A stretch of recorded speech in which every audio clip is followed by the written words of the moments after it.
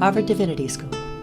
Psychedelics and the Future of Religion, Mescaline and Psychonauts, November 27th, 2023.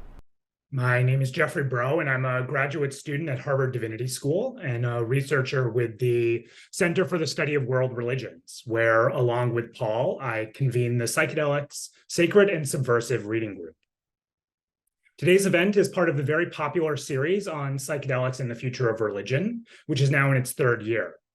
This series is part of the center's larger, ongoing, and evolving initiative called Transcendence and Transformation, or TNT for short. If you're interested in TNT, we'll put a link to the TNT page in the chat function. As always, the best way to stay abreast of what we're doing at the center and its programming is to sign up for our weekly newsletter, which you can do at the center's landing page. As has been the case with all of the Psychedelics and the Future of Religion talks this year, our Psychedelics Sacred and Subversive Reading Group engaged with Mike Jay's writing in advance of today's conversation. The richness of Mike's work led to an energized and sweeping conversation among the 25 graduate students and faculty who are part of the group. It was a conversation that broached questions ranging from the conceptual: what is a drug? How did that label come about? What are the ramifications of how psychedelic history is told? And it also covered the more concrete questions like, what are the ideal approaches to decriminalization and legalization? And what moral imperatives do religious practitioners and scholars have to aid in undoing the harms wrought by the war on drugs? We expect that today's conversation with Mike Jay will cover just as wide a range of topics and be just as exciting and generative. In a minute, I will turn it over to Paul, who will introduce our speaker and kick off today's conversation.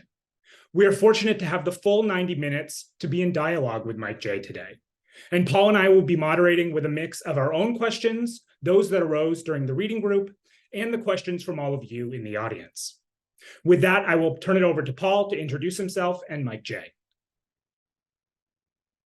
Hello, everyone. Welcome again. I'm Paul Gillis-Smith, grad student at Harvard Divinity School and researcher here at the Center for the Study of World Religions. It's been an absolute delight working with my comrade Jeffrey here on all things psychedelia at the center and beyond. Our conversation a few weeks ago on Mike's book and our reading group has been front of mind as we thought through today's event. And I hope that any of our reading group journeyers in the audience here, and I see a few of you, who had a burning and unanswered question from our discussion a couple weeks ago might pose it in our virtual forum today. Without further ado, let me introduce our interlocutor, Mr. Mike Jay. Mike Jay is a museum curator and longtime freelance writer, getting his start by writing on drugs and how drug knowledge of all kinds was shared on the early internet forums of the 90s, well before my own time on the internet. And it was during a time when academic writing on drugs was largely limited to studies of addiction and drug abuse control. Jay has since written and edited over a dozen books, including This Way Madness Lies, which is a history of madness through the prism of the asylum, Blue Tide, The Search for Soma, Mescaline, A Global History of the First Psychedelic, and most recently, Psychonauts, Drugs and the Making of the Modern Mind. Our discussion today will focus on Jay's two most recent books, Mescaline and Psychonauts, which I have here today, both published by Yale University's Press. Jay's newest volume, Psychonauts, puts the phenomenon of self-experimentation as a first mover in the role that drugs have played in the history of consciousness research over the last 200 or so years. Particular relevance to our series today, through the cultural history that Psychonauts lays out, Mike Jay offers a broader taxonomic category than the term psychedelics often permits when we think of the plants, chemicals, and admixtures that provide transcendencies towards our own transformation. Jay's history brings cocaine, nitrous oxide, amphetamines, anesthetics, and a multitude of forms of cannabis into the frame for how many have sought transformation, and in which laboratories one might find an unexpected transcendence.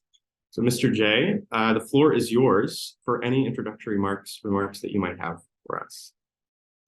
Thank you very much indeed, Paul, and thank you, Jeff. It's a real pleasure to be here. Yeah, I thought I'd start just with a brief introduction of how I got to this point, because it's a strange and circuitous route. I am, as Paul said, a freelance writer, but I have benefited from academic scholarship and fellowship throughout my career. I started writing about drugs in the 1990s, originally as a journalist, and then I got interested in the questions of where drugs came from and the history of drugs, and it was very hard to find anything kind of before the 1960s. So that led me, first of all, to the Wellcome Institute for the History of Medicine here in London. And its fantastic library and archive, and then through that to its academic unit at the time that was teaching and researching there, and affiliated with University College London. That unit was led by the incredibly prolific and brilliant Roy Porter, with other figures like William Bynum and Michael Neve, who I worked closely with. They'd been historians at Cambridge in the 1970s, and their mentors had been from the post-war School of History from below, and that's really what they brought to the Wellcome when they came there. It was quite transformational for the history of medicine, I think, which at that point was a little bit of an academic backwater. A lot of the work that was being produced was, retired medical professionals writing their career memoirs. Even though actually from its very foundation, from Henry Wellcome back at the beginning of the 20th century, he had been, his maxim had always been, don't trust the doctors to tell you their own story. You need to study them like you'd study kind of any other group in society or any other tribe or whatever. And this was what Roy and Michael and the Wellcome academic unit did. They paid a lot of attention to the role of medicine in the wider society, the way that the medical profession was seen, the changing social status of medical professionals, for example, and particularly the doctor-patient relationship. And they looked very closely at patient testimonies, which had tended to be ignored up to that point. So that was really where I took off with on the history of drugs. I discovered in the Wellcome archives and library and elsewhere just this absolute treasure trove of subjective reports of drug experiences, often by doctors and scientists, first-person accounts and reportage, and discovered that very, very little of this had been looked at by academics, and that, the ones which had been often kind of glossed over. The history of drugs at that point was quite small and specialized, and it was very much a top-down history. It was about drug control regimes and drug policy and addiction studies, and there'd been very little attention paid to the phenomenology of the drug experience or the cultural context in which drug experiences occurred. So I started to write about that, and I also started to draw on psychiatric patient testimony to write about the history of madness and psychiatry from that sort of bottom-up perspective as well. And then I guess in about 2007, the Wellcome's collection and exhibitions arm approached me to curate a big exhibition about mind-altering drugs in history and culture called High Society, which I did, and I wrote the book that went along with that.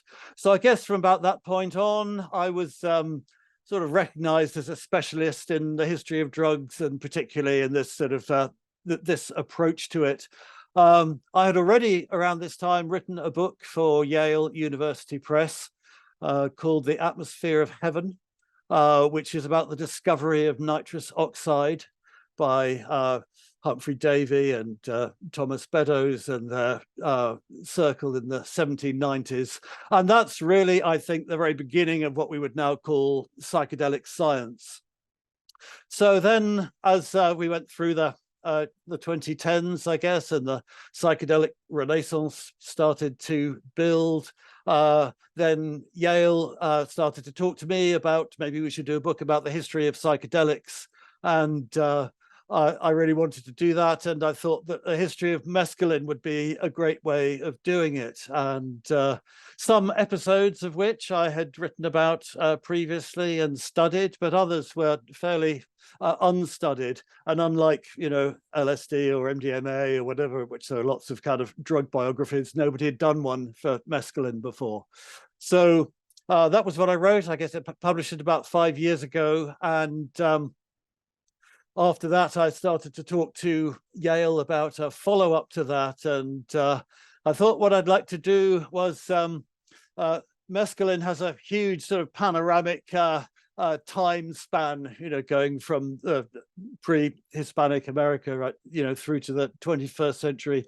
I thought what I'd like to do in the follow-up was to pick one particular time and place, one sort of era, and that was really the late 19th century and sort of Western medicine and science, because it seemed to me that so many strands of the story go through that moment. And of course, it's the moment of the birth of psychology, the discovery of the unconscious, our ideas about the modern mind coming into incredibly fruitful contact with this much longer established practice of self-experiment in science, particularly self-experiment with mind-altering drugs. So that was Psychonauts.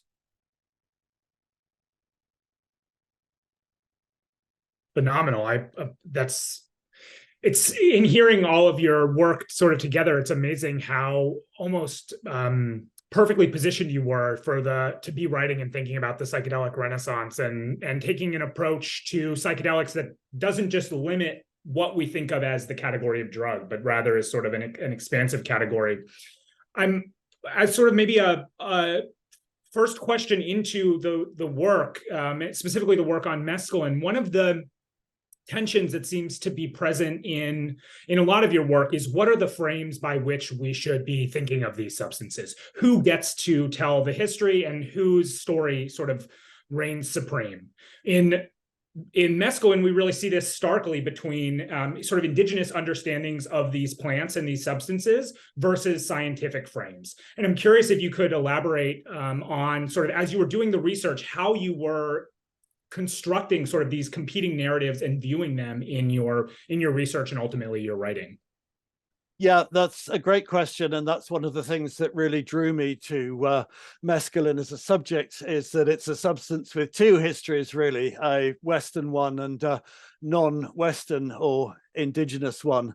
And I was more familiar when I started with the Western history, which is incredibly rich in the sort of personal experiences and self-experimental accounts that I was talking about. And I'd used mescaline in previous works as an example of how this emerged. So we've got all these figures from Weir Mitchell and Havelock Ellis in the 1890s through to Aldous Huxley and Robert Graves, and through to Alexander Shulgin and so on. And from the very beginning of this Western history, there's a kind of protocol that's established that we all recognize. 10:30 a.m. at 3 buttons of peyote dissolved in water. 11:15 a.m. started to notice slight violet and green hues around the white notepad that I'm writing on. And so this is it's kind of a very forensic approach, and it's about separating out as cleanly as possible the effects of the drug from normal consciousness. And it's very much focused on the visuals, and it's because these are partly because they're so striking, but also partly because they're used as a sort of shorthand for identifying a level of intoxication. So we still, when we have the word psychedelic, and in general parlance, it refers to these very vivid visual styles, and when people are trying to talk about their psychedelic experiences, they kind of gauge the intensity of them by how intense the visual distortions were. And it was fascinating turning then to non-Western and indigenous traditions, and where one looks in vain for anything like this. There are very few first-person accounts and so peyote or San Pedro de Huachuma, the mescaline containing cacti in the indigenous literature, and the ones that there are usually have been prompted by a Western anthropologist.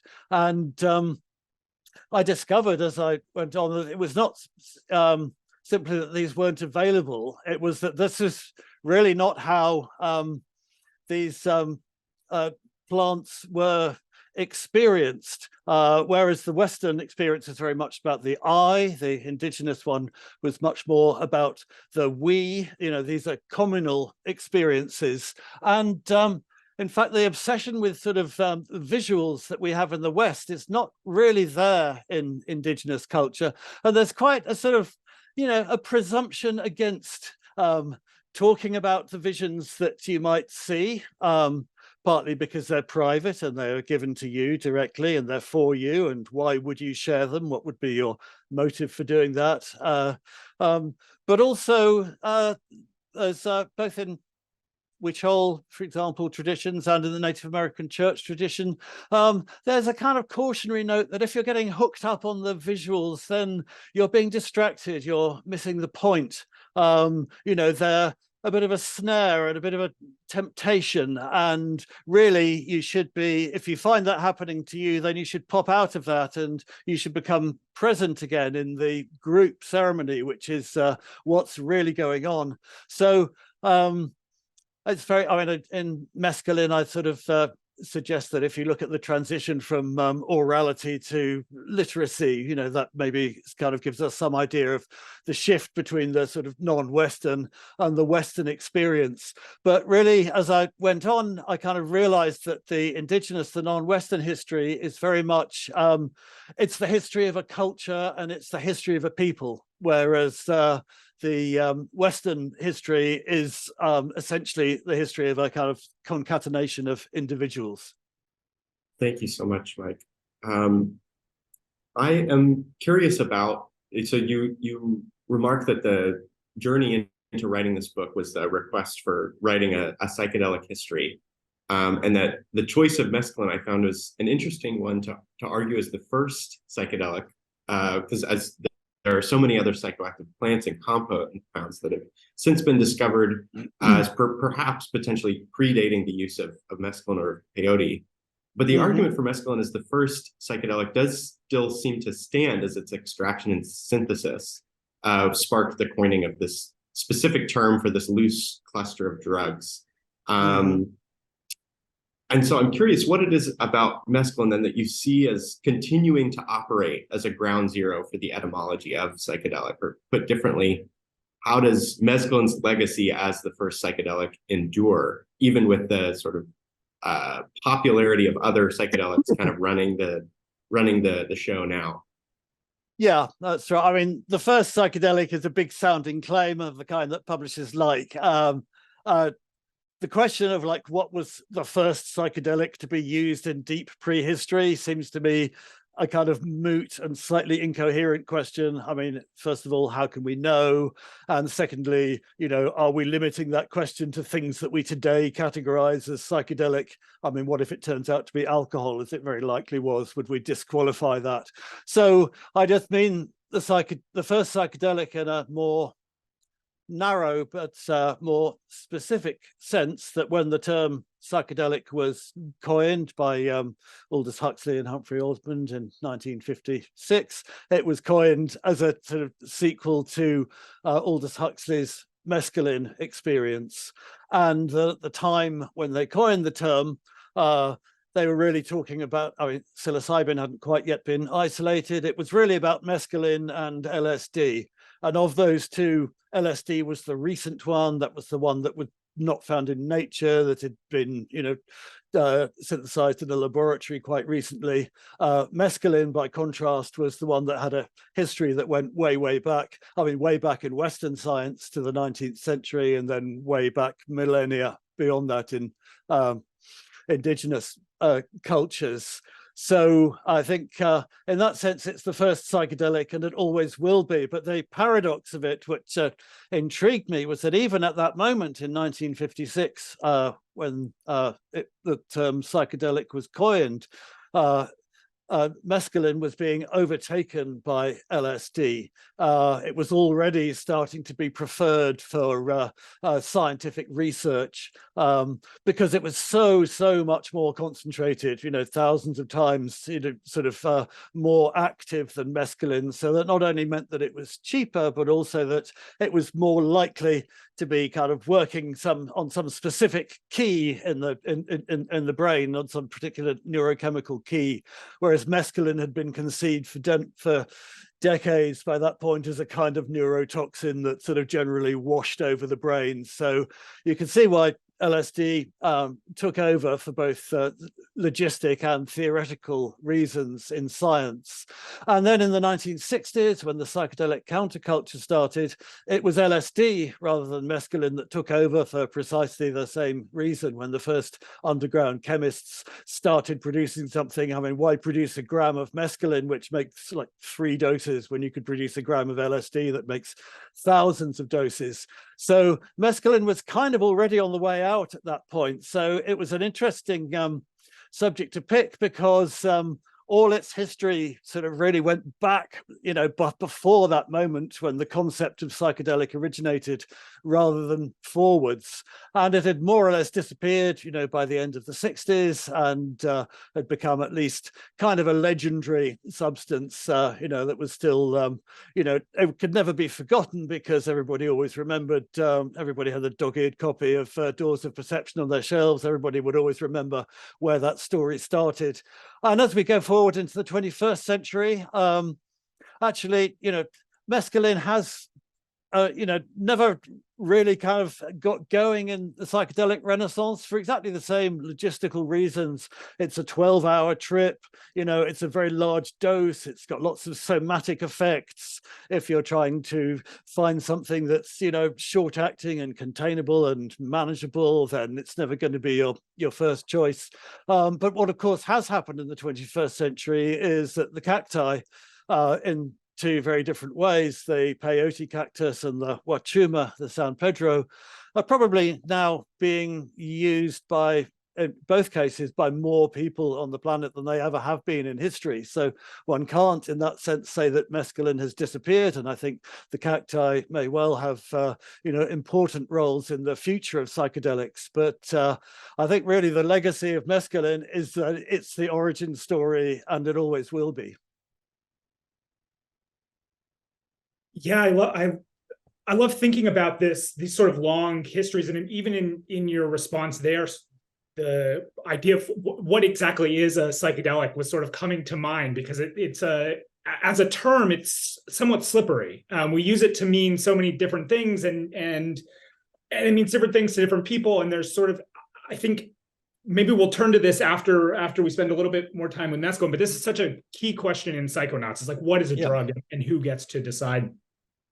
Maybe before we turn there, one sort of question that was coming to mind as you were talking about the history of mescaline and mescaline use now, and sort of more people using the cacti than ever before. I'm curious what your thoughts are about the way that there being so many extant indigenous traditions that are using, or sort of newish traditions like the Native American church that sort of have done such a good job at solidifying the indigenous history of mescaline. I'm curious if you think that is changing the way that science is viewing this substance. And I'm thinking specifically here about maybe like Michael Pollan's work on This Is Your Mind on Plants, saying we shouldn't touch peyote at all as a scientific community. Have you seen that discourse in the sort of what we would call like the Western psychedelic renaissance? Definitely. I mean, we've got a huge rights clash, I think, between groups like decriminalized psychedelics on the one hand and the Native American church on the other. And I think these are 2 very different understandings, and it'd be good to talk about the term drugs and the term psychedelics later. But I think in this context, it's you don't find a lot of indigenous people using the word psychedelic. And I think that's partly because, baked into it in ways that we don't always appreciate is a narrative that these plants contain chemicals that are psychoactive, and these chemicals in these plants affect the neurochemistry of our brains, which alter our states of consciousness. And, needless to say, none of this narrative has any relevance in indigenous contexts. So, the word psychedelic, I think it's interesting when you move into this context and the word psychedelic doesn't really work, and then you have to kind of think about, well, how would we paraphrase it? What do we mean if we don't have this handy term? And then the other thing I've picked up in indigenous cultures is that they don't like to refer to their practices as psychedelic, because that, in a way, they see the term psychedelic as kind of co-opting them without their consent into a Western cultural movement with which they may not actually have very many affinities. So, I think it's a problematic term. And I think it works very well for in a Western context, in context of Western modernity, after the point where the term was coined. It doesn't work so well in other contexts. As to whether that affects the science or not, I have worked with, a couple of startups who are interested in using mescaline in therapy and drawing on Native American church practices, particularly for treatment of alcoholism, which was something that the Native American church kind of came to specialize in during the 20th century. And I think more so than MDMA or LSD or any of these unambiguous creations of the laboratory, I think people in psychedelic science are aware that mescaline has a legacy, and a legacy that needs to be acknowledged. Possibly, I think this is true of mushrooms as well, but indigenous mushroom cultures are, they are sort of fewer and more isolated, and I think what we have with the mescaline cacti is, the extraordinary phenomenon of the Native American church, which is, essentially in terms of its use of peyote, a new religious movement from the late 19th century.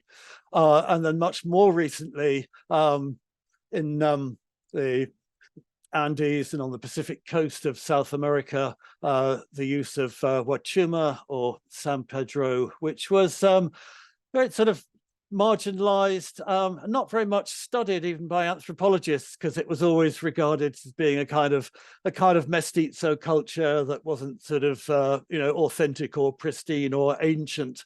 So there's very, very little literature on it, through into the 1960s and even into the 21st century. And now it's become this phenomenon with kind of notional South American roots and lineages of practice, kind of often once or twice or three times removed, but something that you're as likely to encounter in Goa or Ibiza or Thailand or California as you are in Peru or Colombia. So I think that's become a genuinely global phenomenon, and it's very interesting to see how or whether scientific, psychedelic science will engage with that, because so far that engagement has happened outside the medico-scientific gaze. To situate ourselves in the title of the series, Psychedelics and the Future of Religion, I think we could just as easily title this panel, this event today, Psychedelics in the History of Medicine, or Psychedelics in the History of Psychopharmacology, rather than the Future of Religion. And I think psychedelics sort of point to a really interesting juncture point or friction between science and religion that we're sort of always kind of stumbling our way into, whether it's a dark history of Darwin or something like that. We kind of have this same sort of tension or I think friction is the best word of how science and religion are coming together around these substances and taking them for various uses. And I'm curious what you make then of what the future for this relationship between scientific and religious use of these chemicals plays. Because at least in the history we have, Mescaline gives a great study of like a long indigenous history that we could describe as religious. Perhaps that's not even the best term. I find a lot of times our categories of religious, medical, recreational aren't particularly relevant in indigenous contexts. You know, it's both and, or it's neither nor. But now as we sort of set off into the future, the Native American church setting itself up as a kind of religious entity, and many other religious communities sort of organizing themselves around psychedelics and the legalization of their use structured through a sort of religious rights prism. And then a parallel path of, you know, we need to legalize and pharmaceuticalize.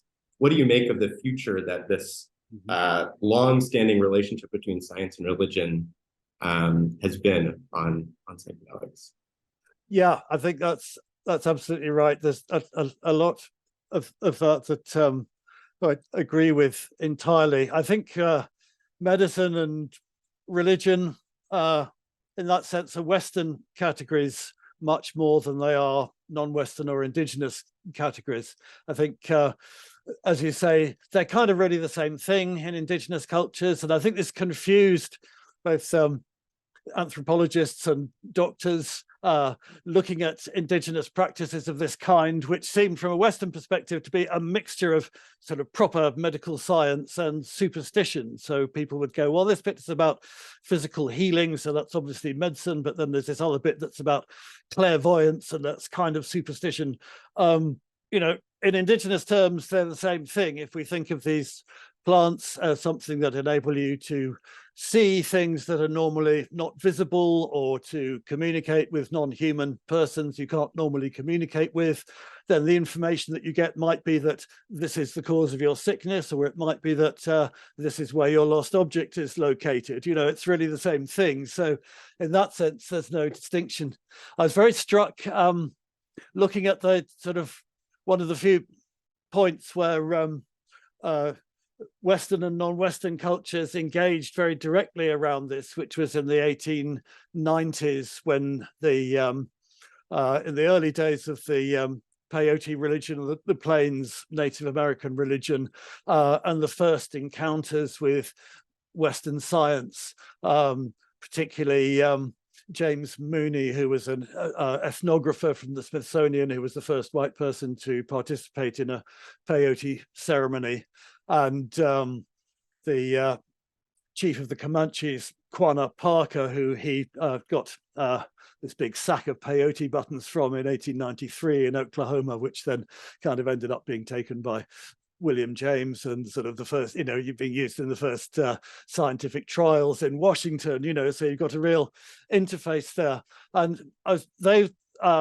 so James Mooney and Quanah Parker were the sort of two great advocates for peyote religion at that point, you know, one white and one indigenous, but talking to similar groups of people, missionaries, federal bureaucrats, the House of Representatives, and so on. And both of them presented peyote to these audiences in exactly the same way. I don't think they conferred on this at all.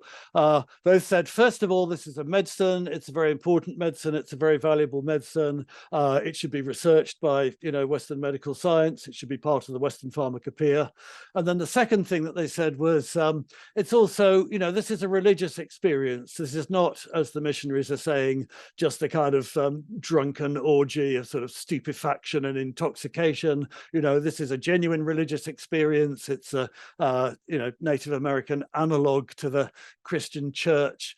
And reading all these accounts, I was very struck by how similar this is to the conversation we have today around psychedelics in the sort of public mainstream. So is it that psychedelics are intrinsically a medicine and, you know, a spiritual experience, or is it, as I think, more likely that actually, if you're trying to sell psychedelics to an uninitiated, you know, and possibly hostile white majority, then those are the two ways you go in. First of all, you talk about its medical utility, and second, you talk about its spiritual value, because those are two, you know, two things that are validated by the dominant culture. And I think we're seeing that again, and I've been very struck in the last year or two in America, much more than in Britain, about how the psychedelic conversation has kind of been shifting away from medicine towards religion. That it's clear that the process of having psychedelics validated as medicines is going to be very lengthy and very expensive, and it's people are not going to wait with bated breath forever to see with this substance after that substance, jump through this or the next FDA trial hoop.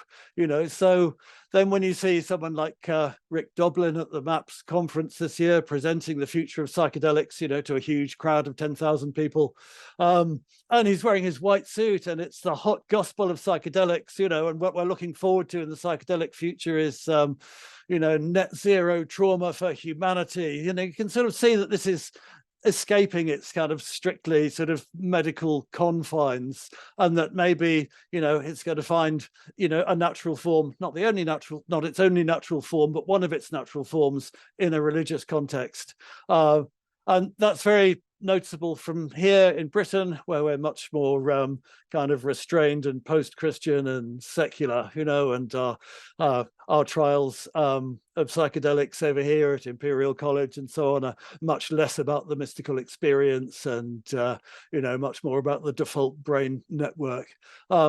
So yeah, I think those I think there's the medical understanding and the spiritual understanding are both kind of modes of Western understanding. And I think, they're going to be in tension, as you would say, or maybe in dialogue in the future in all kinds of ways. Yeah, in some ways that what I hear you saying is that the medical approach will at moments sort of dip into a religious tone, and perhaps also religious and spiritual approaches will dip into medical or healing language. And that in a lot of ways, the future might look a lot like the history, with cases like James Mooney from the Smithsonian. Yeah, I think that's right. And I think, more broadly as a culture, whether secular or religious, we look to science and to medicine to validate our sense of, contested substances like this. The question we want to know is, what does science say? And the story is, science used to say that this stuff drove you crazy and made you jump out of windows, but science now says that this is going to be incredibly useful for all kinds of mental health conditions. So science and medical science acts as a referee here very broadly in ways that I think can be useful for religion as well.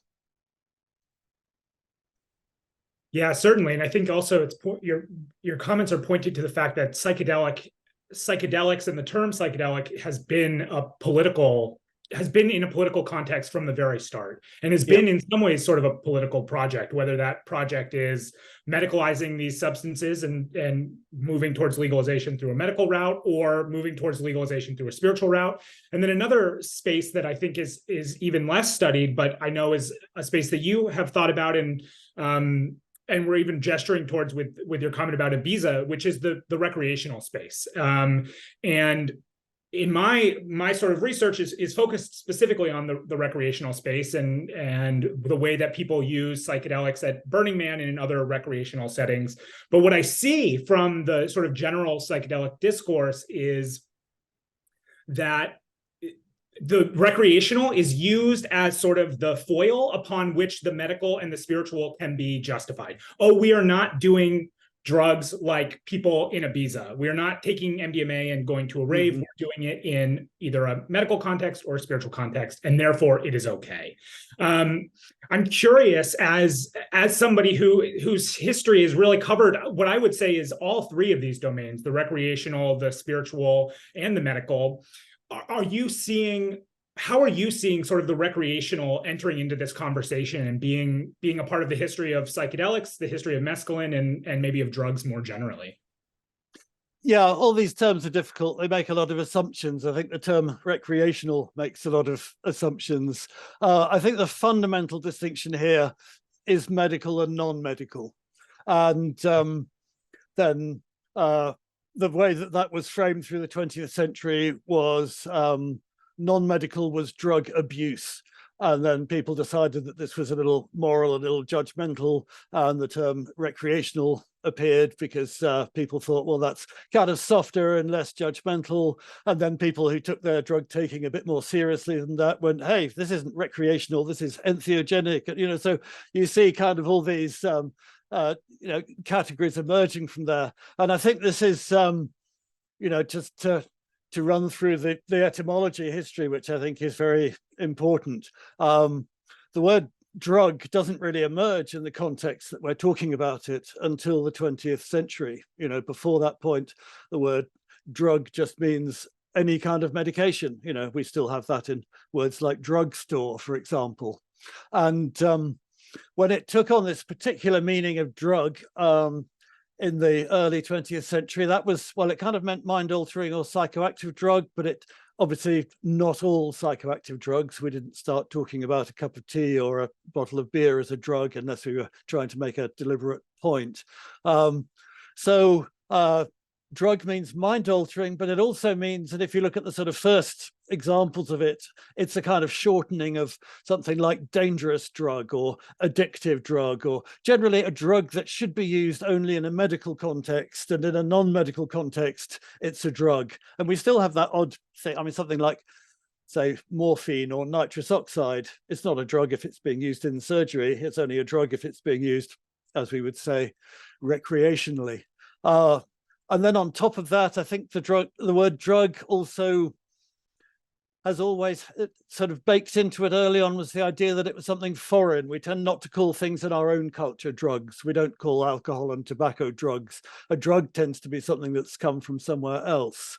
And you find that in non-Western contexts as well. Traditional users of ayahuasca or coca, are appalled at the idea that they might be drugs, but they have the word drug in the vocabulary. Like, oh, drugs, those are those bad things that people in the cities take, so there's always something about culturally alien about drugs. And then, of course, from, the early years of the 20th century and drug prohibition and criminalization, drug also has this sense of illegal or immoral, illicit baked into it. So there's a kind of medical and a cultural and a legal, a whole set of, negative pejorative associations around the word drug. And you can see how this started to become a problem in the 1950s when people were starting to take LSD or mescaline and have, mystical experiences or experiences that they found very valuable, and also starting to find that this experience might have therapeutic benefits and so on. And you can't really use the word drug to say that. You can't say kind of, drugs is a kind of word that you can only use to describe bad things. So and you see Aldous Huxley in his writings around that time dancing around the word drug until the word psychedelic is coined. And, that was specifically as an alternative to the psychiatric terms for LSD and mescaline, which were psychotomimetic or hallucinogen, or things that connected it to psychosis and schizophrenia. And so it was specifically about connecting the experience, to mystical or religious experience. And Robert Graves is very interesting. If you look at his very first experience with mushrooms, he says, you can't call this a drug. This is the opposite of a drug. Drug means something that stupefies you and dumbs you down, and this is, obviously for Graves, the model was the sort of initiation into ancient mystery religions. So a new word had to be found, and psychedelic from the very beginning had these very positive associations that were in a way the mirror image of the word drug forged in the progressive era, the era of temperance and prohibition in the early 20th century. 50 years later, the word psychedelic emerging in the context of sort of positive psychology and the valorization of inner experience and mystical experience. So yeah, I think that's what the term psychedelic brings with it, is something that's very specific of that moment, but is also a way of presenting what were formerly known as drugs in a completely different light, so that they step out of, they lose that stigma that they would otherwise have attached to them. Yeah, it's certainly telling that it's the war on drugs and not the war on, substances or even mind altering. We alter our minds in all sorts of ways, and yet Hmm. the word drug, as you so beautifully trace, it means something specific. Um, I want to note to the audience that we have a number of really great questions here, which we will turn to sort of in the last bit of our time after Paul and I ask a couple more just sort of general questions about these two works. But if anybody in the audience has additional questions, please send them through, and we'll try to get through as many as possible. I wanted maybe to, on this point about the history of drug and thinking about what it comes to signify, you end Psychonauts with a really beautiful discussion about psychedelic exceptionalism and the way in which the term psychedelic has been used at times to set it apart from drug sort of more generally. I'm curious if you could talk a little bit about psychedelic exceptionalism and how that then sort of came to inform the work of Psychonauts in particular. Yeah, I mean, it's a term, I don't know if it originated with Carl Hart. I certainly associate with him, and he writes very eloquently about it. I think it's very, very obvious from his perspective, not just as a Black neuroscientist, but as somebody who's studied all kinds of drugs and has seen all kinds of, beneficial and negative consequences arising from all of them, that this attempt to separate the psychedelic discourse from the wider discourse of the war on drugs is kind of, you see quite often the assumption that the psychedelic renaissance or the medicalization of psychedelics is sort of at the beginning of the death knell of the war on drugs, and this is the kind of the crack in the armor. And there is a case, as Carl Hart points out, that it's the opposite, that actually what's happened is that the educated and sort of predominantly middle-class white elite drug of choice is now kind of operating legally or semi-legally, and meantime, in terms of drug courts and people losing custody of their children and that kind of level of the war on drugs is still kind of grinding on, much as the way it did through the 20th century. And I think that's the case. I don't think that analysis tells us much about psychedelics per se, because it's also true that psychedelics do objectively have very different properties from other drugs, and that doesn't tell us about that. But I think the same logic kind of works within the field of psychedelics in the way that you've identified, that because psychedelics are drugs and drugs are illegal, it's important to escape from this sort of prohibitionist discourse. And one way of doing that is through medicine, and another way of doing that is through religion. And in both cases, it's kind of necessary to haul the ladder up after you've done that. So I think predominantly from the sort of medical, and if we can call them corporadelic forces, we hear this thing that psychedelics should only be used under medical supervision, otherwise it's very dangerous and very risky to use it on your own. And that's kind of consigning psychedelics without their exclusion, to sort of a continued existence in the war on drugs. And I personally would advocate for legal regulation that reaches beyond just simply medical uses with licensed pharmaceuticals, and looks at, we're starting to see that with decriminalization, sort of more of a bottom-up model. I think there are all kinds of other models starting to emerge in different places around the world of membership clubs, as well as starting to look what's happened with the retail sale of cannabis and so on. I think we're starting to see how psychedelics could be legally regulated in non-medical contexts, but we are currently in a situation where 99% of that conversation about regulation is happening with regards to licensed medical use, which is kind of 1% of all use. And at some point, I think we're going to have to turn our minds to the other 99% of psychedelic use. Yeah, speaking of that 99% of other use, there is a point at the beginning of Psychonauts that I might just quote here, where it's very close to the beginning, and along the lines of the sort of focal point is this 19th century history of medicine, that you were sort of wrestling with, like, there are other voices. There are the 99% of other folks besides this medical establishment that's using drugs. And yet, as you say, the early psychonauts remain of their time in some obvious respects. They're almost all educated white males, a reflection of that group's domination of 19th century science, for which reason I have made the most of female, working class, non-white, and non-Western voices where I've found them. In other respects, however, their diversity is striking, and their endeavors amount to remarkable and remarkably understudied episode in Western intellectual history.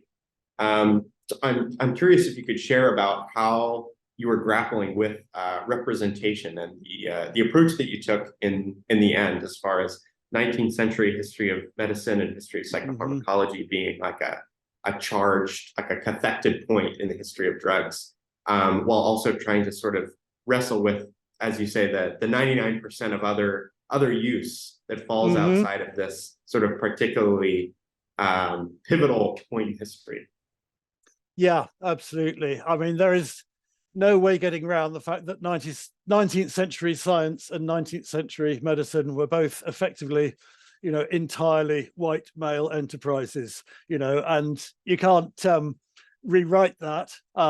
What you can do is flag it up very early on, as I did. This is something that we can't, there's no point in, from our contemporary standpoint, criticizing the 19th century for this. But on the other hand, you do want to share with the reader that, yeah, this is a limitation that we're very aware of. And as you say, my solution really was to make the most of other voices where I could find them. So I spent quite a lot of time in the book with Pascal Beverly Randolph, who is a Black or mixed race, self-identified spiritual figure in the early 19th century, who's used hashish for clairvoyance and astral traveling, and marketed it as such as well, who's a very unusual figure. Then in terms of female voices, female participation in this is one thing. Female writing for the record about personal experience is something completely different. That's a very, very high hurdle to jump. Not many women did. I've spent a bit of time with someone like Maud Gonne, who was a political activist and spiritualist, an extraordinarily fearless woman, love object of W.B. Yeats for a long time, and she wrote about drug use in her memoirs. But the problem you have with these figures is that, yes, they do escape, they do show you other genders and ethnicities, but you're also dealing with very, very exceptional figures. So it's very hard to generalize out further into that gender or that ethnicity from them. The great source I've been I've been sort of familiar with for a long time and engaged with previously is a character called James Lee, who is a British northern working class mining engineer who found life in 1890s Britain very dull and conformist, and went off to work in the colonies and became particularly fascinated by kind of the sort of underworlds that he encountered mostly in South and Southeast Asia, and particularly with drug use, and became sort of dedicated himself to investigating drugs, ranging from the sort of the Western ones like morphine and cocaine through to opium and cannabis, hashish, and other sort of local drugs that still haven't been identified.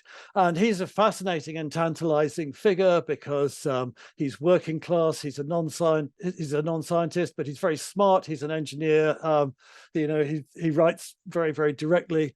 The interesting thing about him is you can't tell how many James Lees there were, but the fact that there is one, he's that kind of black swan that sort of makes it very clear that self-experimentation not just as casual, as we might say, recreational drug use, but as people, systematically trying different drugs on themselves and recording the results, was not an exclusively white sort of elitist practice.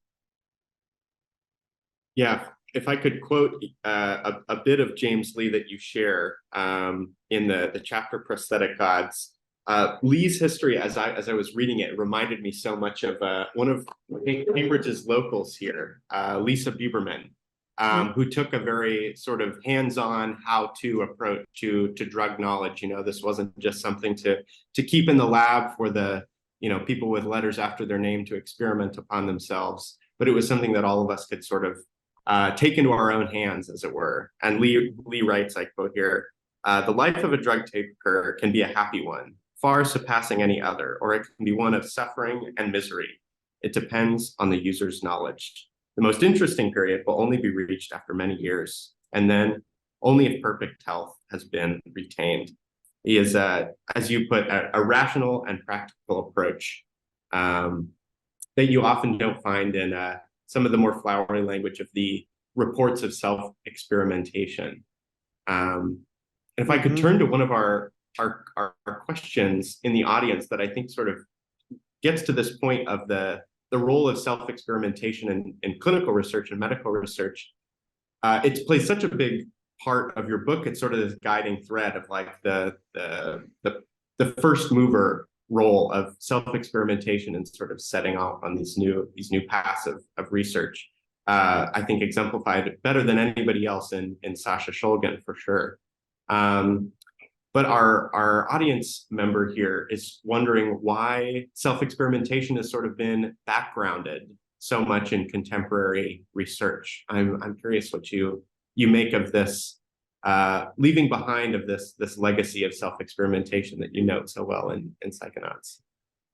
Yeah, I think it fell out of favor very fast in the early 20th century for various reasons, partly because of drugs becoming seen as a social problem and stigmatized, but also because of a change in the focus of psychology, less interest in introspection, more behaviorism, and then once you had, things like EEGs, which were kind of proxies for brain activity, the idea of getting people to take drugs and pontificate about their experience just seemed less scientific than kind of, doing EEG work and so on. Self-experimentation didn't entirely disappear. The areas where it really hung on were in psychopharmacology, where people were studying and formulating new drugs, and there people carried on, experimenting on themselves. So that's why Albert Hofmann, for example, in 1943, it was not that strange for him to be self-experimenting with his new compound LSD-25. And then when the psychedelic era started in the 1950s, and you were dealing with drugs with these remarkable effects on consciousness that had to be experienced, you had, a great Renaissance. I mean, we talk about the psychedelic Renaissance now. I'm sort of attempting to suggest that the 1950s was in itself a psychedelic Renaissance of, a previous era, the 19th century. Then you started to get a great flurry of it, and I think it really disappeared in the 1960s in the conventional narrative. It's all about Harvard and Tim Leary and, all that sort of like psychedelic counterculture frightening the horses. But I think another equally significant was the amendments to FDA protocols, the Kefauver-Harris amendments of 1962, which set up everything that we're familiar with now with sort of double-blind trials against placebos, and the idea of a quality drug being something that had the same effect across a large cohort of people. And that really kind of, once that was in play, if you were trying to license and make money out of your drug, then that was really the end of self-experiment, because what established whether a drug jumped through all the obstacle courses of FDA licensing was whether it had produced similar effects in large cohorts of patients, and whether you could show a biomedical cause and effect between the chemistry of the pill and the effect. And, all those things kind of made self-experiment a bit marginal. And so it more or less disappeared. And I think we're now in this curious position in the psychedelic Renaissance, or maybe the second psychedelic Renaissance, if you sort of take my kind of deep historical line on it, is that where studying these, what's really interesting to us is the phenomenology of these drugs, the subjective effects that they produce, and yet we're stuck with a model of science which can only study this at one remove from, by looking at brain scans or whatever. So, what's the position of self-experiment in this discourse? And I think there probably are good reasons why, if you're doing trials of psychedelics for medicines that you want to be licensed, that those trials don't involve self-experiment. There is a study which I refer to in my book which shows that people are less likely to believe a scientific study if they know that the people who did the study were experimenting on themselves. But I think we have this curious hybrid. I think self-experimentation has always been a hybrid form, with one foot in literature and one foot in science, and that's what's so fascinating about it. And it's why it's so interesting for tracking bigger changes, like the sort of balance between objectivity and introspection in the mind sciences. And I think where it finds its home now is, I think this is one of the reasons why Michael Pollan's first book was such a huge, towering bestseller, was that he told us what the scientists were saying. He told us about 5-HT receptors and default brain networks and all this kind of stuff. But he also told us the things the scientists couldn't tell us, which is what these experiences were like and what they felt like, which he described beautifully. And I think, there are a huge mainstream audience of people who are really here for that bit, and they weren't getting it from the science. And so I think we do get it now, but it kind of doesn't quite exist within the science itself. So it's a kind of outrider to the science.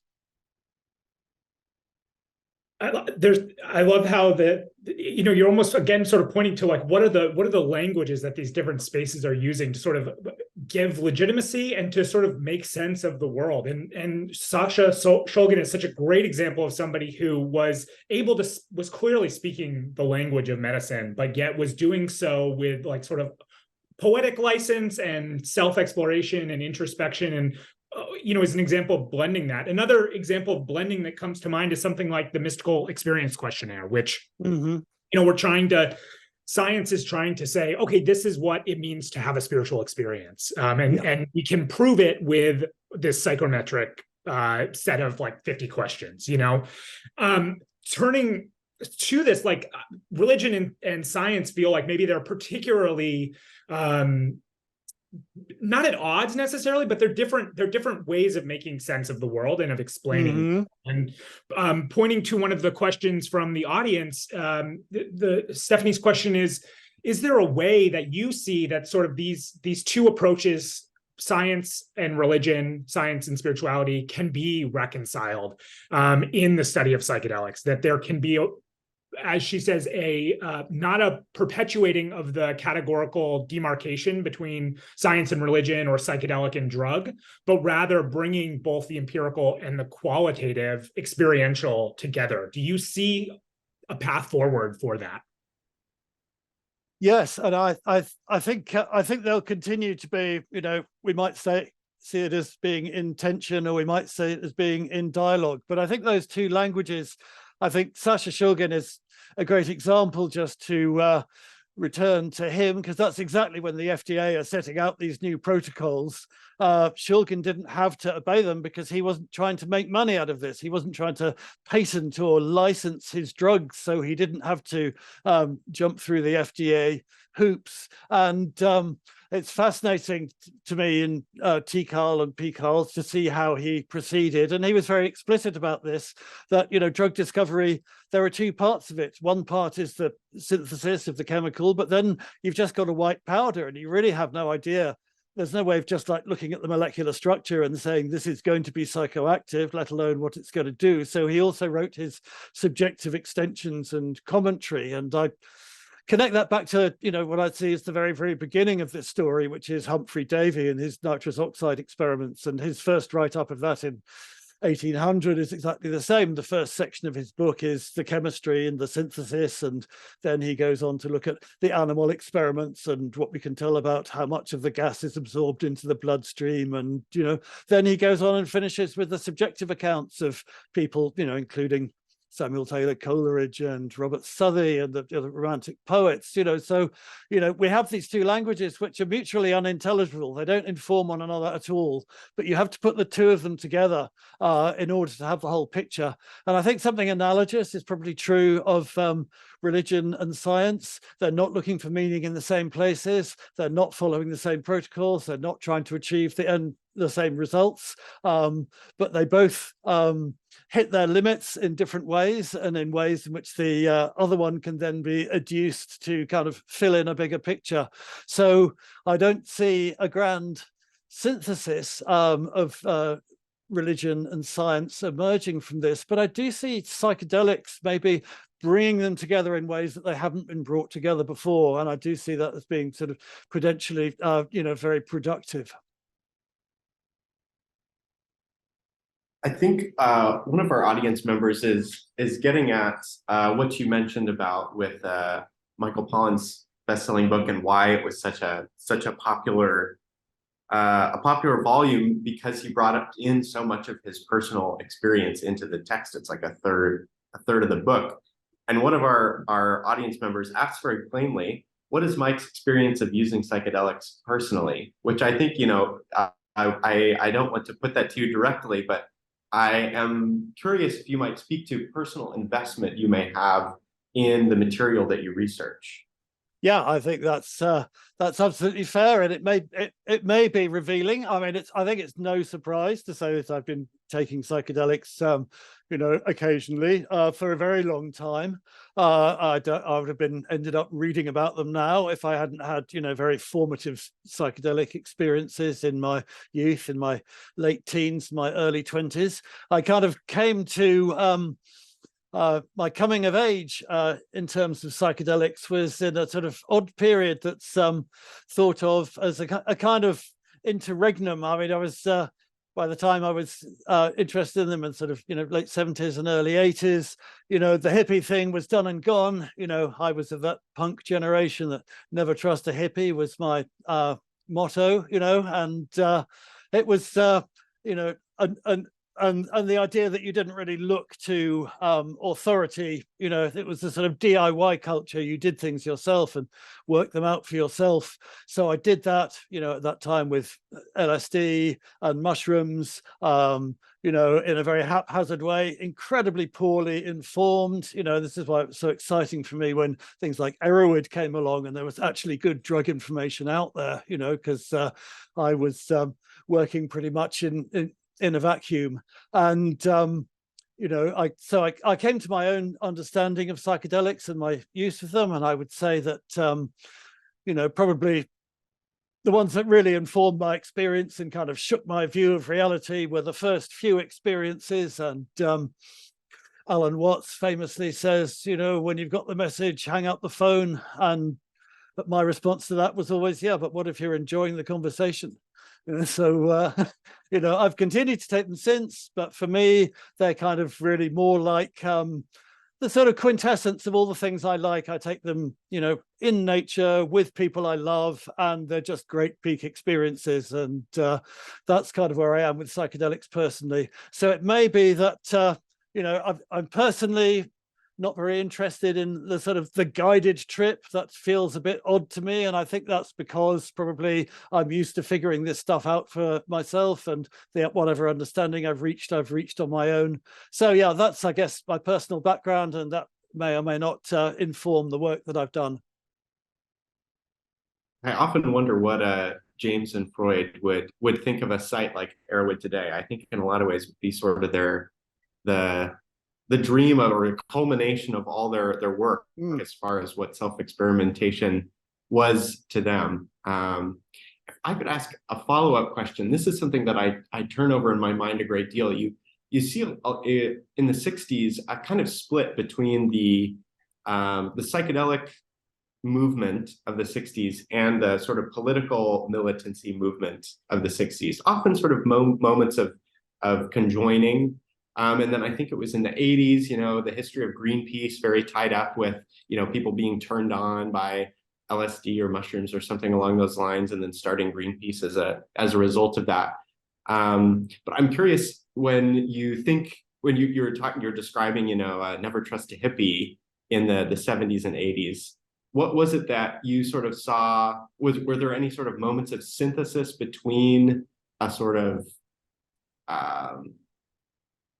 interest in psychedelics as alongside a sort of punk political militancy, or did the two sort of still seem kind of separate to you as I see sort of ran the tides in the 60s? The two definitely were meshed, and in things like the squatting movement, for example, there was a whole kind of large scene of people who were living kind of more or less alternative lives on next to no money, and of whom it would have been hard to say whether they were punks or hippies. I think by that time, when I say hippie, I mean people who at that point in the late 1970s were still kind of unreconstructed believers in the sort of 60s hippie dream. And the ones of those who were left, they were a noticeable scene, and certainly in Britain they had their bands like Hawkwind and Gong. You could still go along to places where the kind of the smell of patchouli oil and cannabis hit you before you wandered in through the door. They still existed, but I think nobody in that kind of alternative scene was expecting the hippie dream to happen. I think thinking back to it, I found that was one of the things I found, so appealing as a sort of as an inspirational text about Hunter S. Thompson's Fear and Loathing in Las Vegas, because it was a kind of deep, phenomenal engagement with the drug experience. But it was like, no, that hippie dream is gone. We're now in a different age, and that very much spoke to me at that time. But I think a lot of people. I mean, I think it's a little hard to talk about because a lot of people took psychedelics a few times and were extremely influenced by them and then stopped taking them and moved on. So what do you call those people? So in America, I guess the commune movement, which you think of as a hippie movement, that was probably largely composed of people who had their psychedelic moment in the late 60s. And then, as the 70s rolled round, kind of, had families and wanted to set up an alternative lifestyle. And would you call that a political movement or a hippie movement, or or a post-psychedelic movement? So yeah, lots and lots of crossover, of course. And I guess my main encounter, just to finish on that, with if you wanted to buy LSD in Britain in the late 70s, then that was when you had to spend time with kind of unreconstructed 1960s hippies.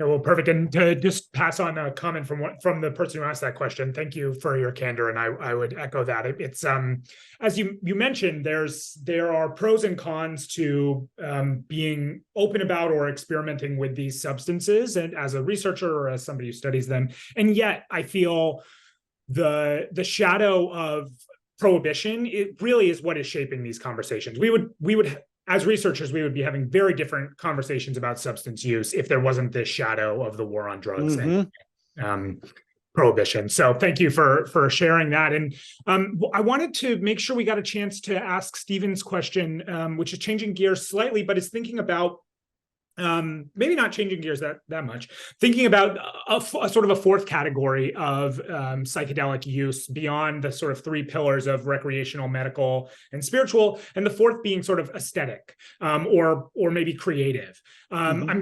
Stephen is curious how your research has thought about that, and maybe especially in light of the Western influence you were talking about, or the Western focus on visuals. What do those visuals mean? How could we think about them as maybe a creative or aesthetic experience that has value in its own right? Yeah, I found that's absolutely right. The aesthetic approach has kind of disappeared. I found it incredibly generative and productive and interesting to study. And you get it right at the beginning with that sort of Humphrey Davy and the nitrous oxide experience and the romantic poets that although we're looking at the intersection of drugs and spirituality, a lot of the history of drugs is actually a movement away from spirituality. It's creating experiences which previously would have been described as spiritual, but now have other possible material explanations. But one of the ones that came up in the nitrous oxide experiments, this is around 1800, was the category of the sublime to describe the psychedelic experience, which I like a lot, actually, because it seems to me to introduce a very creative ambiguity. It's not a materialist explanation. The sublime is something that is outside of reason, beyond reason, and not constrained by reason. But also, at the same time, it's not positing a spiritual or divine cause or meaning. It's kind of sitting in that ambivalent territory where the effect is the product of both the observer and what they're observing. So and it's associated with awe and can be associated with terror. It's as Edmund Burke said, it's that state of the soul in which all its motions are suspended, which I've always really liked as a description of the psychedelic experience. And you find this throughout the 19th century. A lot of people who come to psychedelics, their frames of reference are aesthetic or poetic in ways that we've forgotten about. It's really interesting how many people sees straight on sort of poetry of Wordsworth in particular, and Havelock Ellis says, if this stuff catches on, Wordsworth is going to be the poet who everybody's going to read. And then it's fascinating to read Alexander Shulgin's first experience, where he doesn't reference Wordsworth sort of specifically, but he says, as I had my first dose of mescaline, I felt it coming up. My first thought was, I know this state. I've been here before. This is how I used to see the world when I was a child, when everything was fresh and when I was part of it all, and there was no alienation or separation between me and the world. And that's exactly what everybody meant when they talked about Wordsworth. So I think there's been a long and productive engagement with the aesthetic approach, and I don't think it's necessarily tied to any particular sort of visual form or visual representation. I mean, I'm interested in a way that the image that comes to mind when people say psychedelic, or if you kind of searched psychedelic images on Google, what you would get is something that's very different from anything that certainly that I personally experience on psychedelics. It comes from somewhere else, and it has all kinds of other meanings to it. But I think in the same way that a psychedelic, we have as Westerners, these don't come with a frame that's ready made. We have to find our own frame, and we can say, this is a medicine, I'm going to take this and heal myself, or we can say this is a sacrament, I'm going to take it and have a spiritual experience. But we can also say, I'm going to take this and I'm going to create art. And there's quite a lot of that through the early half of the 20th century with Mescaline. And it's interesting to me that that's disappeared as a pillar, and I'm really glad to hear it referenced and brought back into the conversation.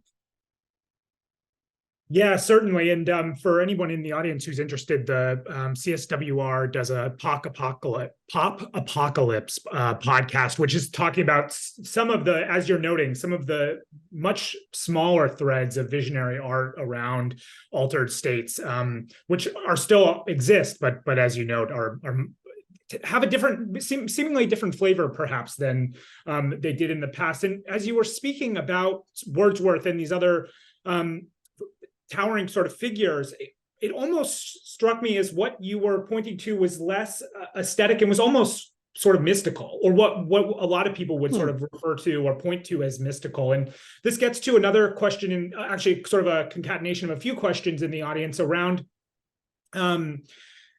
what do you make, and what does your research sort of make of this idea of the psychedelic induced mystical experience? And do you see sort of from this discussion and discourse around mystical experience, do you see a way that psychedelics could be communicated to religious practitioners effectively. The person asking the question was specifically asking about, say, Buddhism that has restrictions on intoxicants. Like, do you see a way that the psychedelic experience could be made legible to different religious traditions?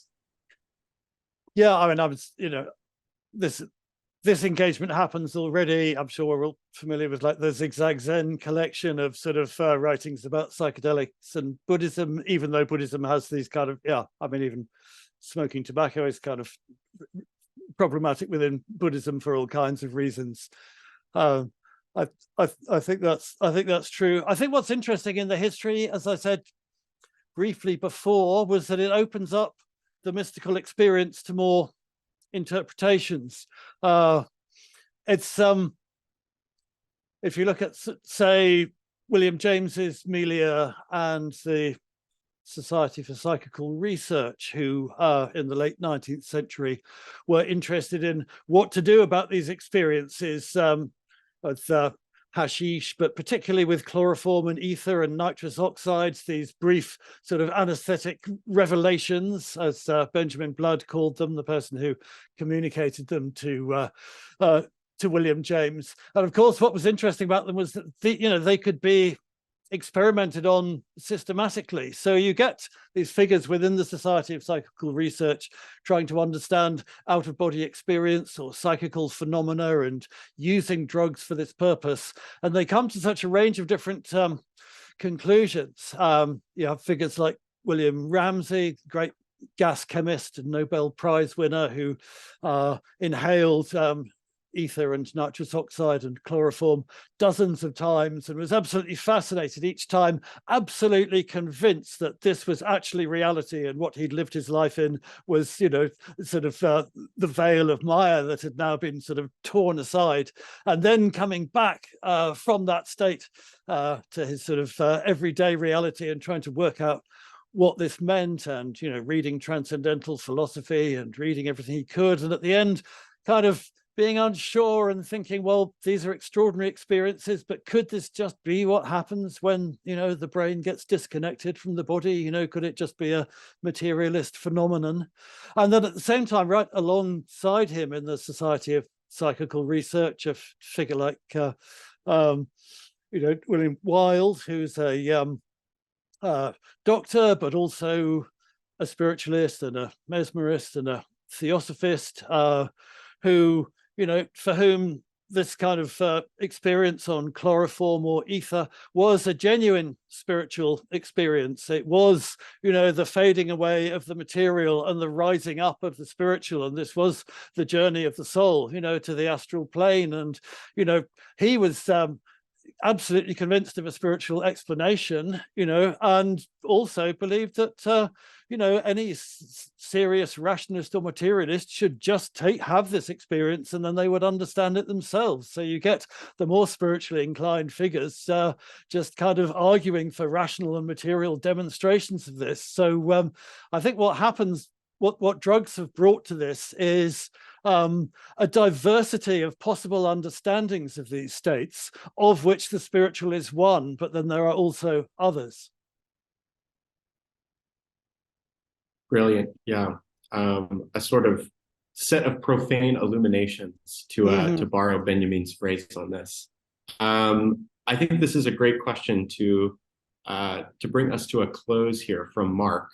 Mark is curious what topics might be in mind for future books. And if a future book is not in the works, as this one just came out this year, I'm sure the year has sort of been taken over by Psychonauts, I am sure, where people might be able to find you and your work, if we might expect something in the future.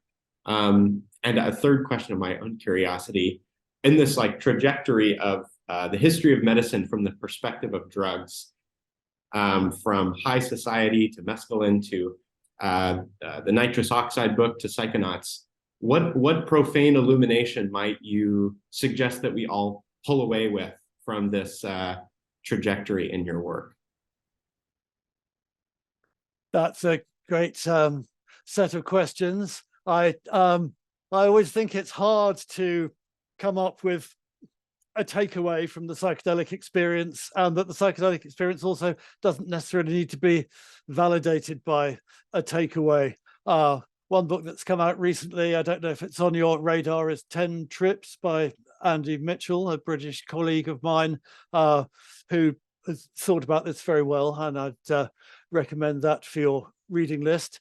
As far as my sort of future output is concerned, I think I'm going to move towards a parallel kind of cultural history which doesn't involve drugs but has a lot of the same themes. I think is where I will go next. I won't say much more about that, but the other thing I'm engaged on at the moment actually is a new edition of High Society. And what's fascinating about that is that, that was maybe 12 years ago, I guess I wrote it, and going back over the text and seeing what revisions should have to happen. Well, there's no psychedelic renaissance in that book. It was, it feels to me like it was, very recently, but even if it was like 12, 13 years ago, there's none of that. There was no such thing as legal cannabis. I'm writing about that as, something that might happen in the future. Only 12 years ago, the term opioid crisis had not yet been coined, so that has been a real eye-opener for me in terms of how fast the landscape has changed in the last 10, 15 years. And it's made me excited for how much it's going to change over the next 10 or 15. Yeah, certainly. Well, thank you so much, Mike, for all of this. I am excited to see where your non-drug future takes us, and also just am grateful for the work that you've done to reframe these conversations and make that progress that you're noting happen. So thank you for taking the time to join us and for all of your work. Thank you also to the audience for joining us today and for your wonderful questions. We will pass all of those on to Mike. I also want to take a moment to briefly thank Professor Charles Stang, who is the director of the CSWR and helped make all of today possible. And I also want to thank Lori for her technical expertise helping manage everything behind the scenes, and also to all of the CSWR staff for their help today. And of course, thank you to Paul for everything today and beyond. We will have one more Psychedelics and the Future of Religion event coming up before the winter holiday. This will be a conversation with Erica Dick and Christian Elcock about their brand new book, which is titled Expanding Mindscapes, A Global History of Psychedelics. I believe it came out a day or two ago. And it fittingly ends with an essay by our very own Mike J. So it will be a beautiful sort of extension of the conversation here and a chance to really dig into the long history of psychedelics. That conversation will be on Thursday, December 7th, from 2 to 3 p.m. Eastern. That will also be on Zoom, and a link will be available in the chat and also on the CSWR website. We look forward to seeing all of you back here then and wish you well until then. Thank you so much. Sponsor, Center for the Study of World Religions. Copyright 2023, the President and Fellows of Harvard College.